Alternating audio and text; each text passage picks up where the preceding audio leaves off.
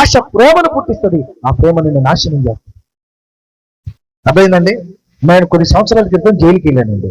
జైలుకి వెళ్తే నాతో పాటు ఒక మహేష్ అనే ఒక కుర్రోడు వచ్చాడు, నా పక్కనే కూర్చున్నాడు. వాడిని అడిగితే చెప్పాడు, అరే నువ్వు ఎందుకు వచ్చావురా జైలుకి అంటే, అన్నా అది పెద్ద కథ అన్నా అంటుంది.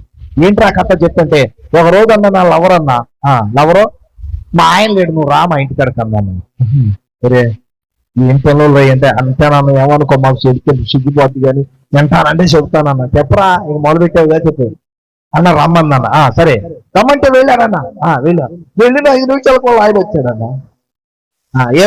ఏమైందంటే ఆ అమ్మాయి వెంటనే నా చొక్కా పట్టుకొని, నీచుడా నికృష్టుడా ఎందుకు వచ్చావురా మా ఇంట్లోకి అన్నంట. అమ్మా సంబంధం